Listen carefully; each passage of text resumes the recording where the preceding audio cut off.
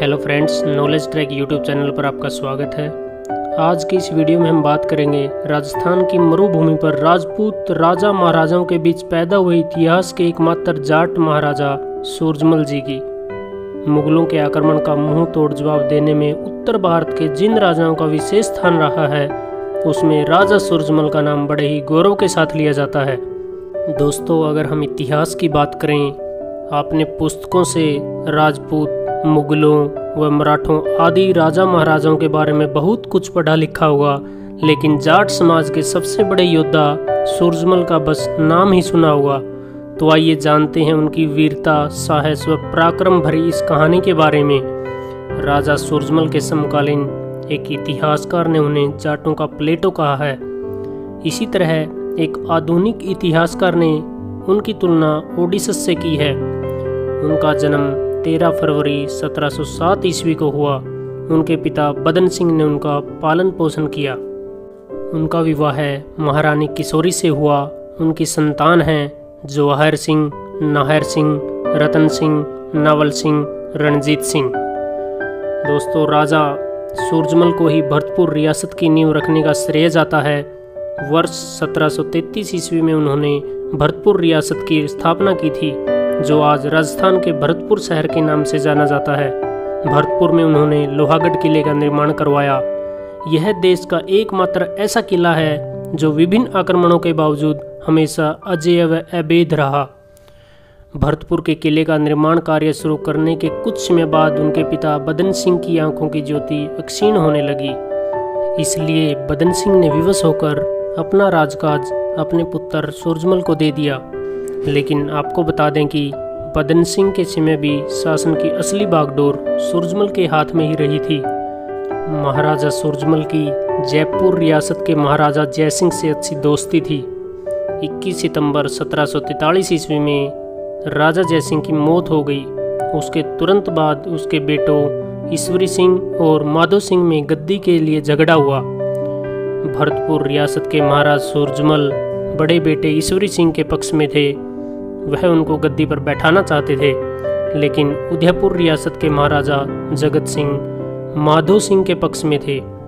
बाद में जहाजपुर में दोनों भाइयों में युद्ध हुआ और मार्च 1747 ईस्वी में ईश्वरी सिंह की जीत हुई। उसके एक साल बाद 1748 ईस्वी में माधो सिंह ने मराठों और राजपूतों सहित 7 राजाओं के साथ मिलकर ईश्वरी सिंह के विरुद्ध युद्ध कर दिया।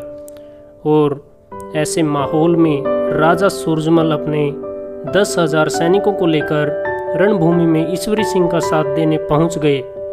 इस युद्ध में ईश्वरी सिंह को विजय प्राप्त हुई और उन्हें जयपुर का राजपाट मिल गया। इस प्रकार विजय श्री दिलाकर महाराजा सूरजमल ने जाट शक्ति की श्रेष्ठता सिद्ध की। तत्कालीन समय में सूरजमल के रुतबे की वजह से जाट शक्ति अपने चरम पर थी। आपको बता दें कि उसी समय मुगलों का कोई भी अभियान ऐसा नहीं था जिसमें जाट शक्ति को सहयोग के लिए आमंत्रित न किया हो। सन 1753 ईस्वी तक महाराजा सूरजमल ने दिल्ली और फिरोज शाह कोटला तक अपना अधिकार क्षेत्र बढ़ा लिया था। इसके विरोध में तत्कालीन दिल्ली के नवाब गाजिउद्दीन ने महाराजा सूरजमल के खिलाफ मराठों को भड़का दिया और मराठों ने भरतपुर पर चढ़ाई कर दी। कुछ महीने तक मराठों ने सूरजमल के छोटे किले कुम्हेर को घेर कर रखा। मराठे किले पर कब्जा तो नहीं कर पाए, लेकिन इस हमले की कीमत उन्हें मराठा सरदार मल्हार राव के बेटे खांडेराव होलकर की मौत के रूप में चुकानी पड़ी। कुछ समय बाद मराठों ने सूरजमल से संधि कर ली। आगे चलकर 1760 ईस्वी में सदाशिव राव बाहू और सूरजमल में कुछ बातों को लेकर मतभेद हुए। 14 जनवरी 1761 ईस्वी में पानीपत की तीसरी लड़ाई मराठों और अहमद शाह अब्दाली के बीच हुई। मराठे 1 लाख सैनिकों में से आधे से ज़्यादा मारे गए। मराठों के पास न तो पूरा राशन था और न ही इस इलाके का उन्हें कुछ पता था। आखिरकार इस युद्ध में अहमद शाह अब्दाली की जीत हुई। अगर मराठा सेना नायक सदाशिव राव बाहू महाराजा सूरजमल से छोटी सी बात को तकरार न करके उसे भी इस जंग में साझीदार बनाता, तो शायद आज भारत की तस्वीर कुछ और ही होती। युद्ध के बाद 30-40 हजार मराठा सैनिक जब वापस जाने लगे तो सूरजमल के इलाके में पहुंचते पहुंचते उनका बुरा हाल हो गया था। इसके बावजूद इंसानियत का परिचय देते हुए 6 महीने तक महाराजा सूरजमल ने उन्हें भरतपुर में रखा। उनके लिए दवा, भोजन और कपड़े का इंतजाम किया। महारानी किशोरी ने भी जनता से अपील करके अनाज आदि इकट्ठा किया।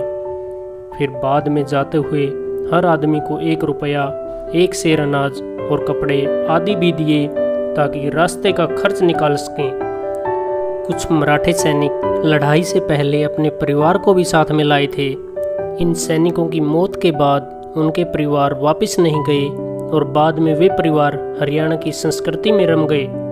दोस्तों, उस समय महाराजा सूरजमल ने भरतपुर रियासत का विस्तार कहां-कहां तक पहुंचा दिया। इसके लिए अगर हम वर्तमान समय की बात करें तो उत्तर प्रदेश के आगरा, अलीगढ़, इटावा, हाथरस, मैनपुरी, मथुरा और मेरठ जिले, राजस्थान के भरतपुर, धौलपुर जिले, हरियाणा का मेवात, रेवाड़ी, गुड़गांव, रोहतक एवं झज्जर जिले तक पहुंच गया था। 25 दिसंबर 1763 ईस्वी को दिल्ली में शहादरा के पास हिंडन नदी के तट पर नवाब नजीबुद्दौला व उसकी सेना द्वारा घात लगाकर किए गए हमले में महाराजा सूरजमल वीर गति को प्राप्त हुए। उनकी वीरता, साहस तथा पराक्रम का वर्णन सूदन कवि ने सुजान चरित्र नामक रचना में किया है।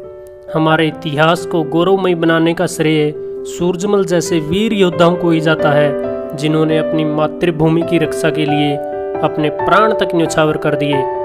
ऐसे सच्चे सपूतों को हमेशा वीर गाथाओं में याद किया जाएगा। दोस्तों, अगर आपको ये वीडियो अच्छा लगा तो लाइक, कमेंट एंड शेयर जरूर करें। इसी प्रकार की जानकारी के लिए जुड़े रहिए हमसे। Thank you. जय हिंद, जय भारत।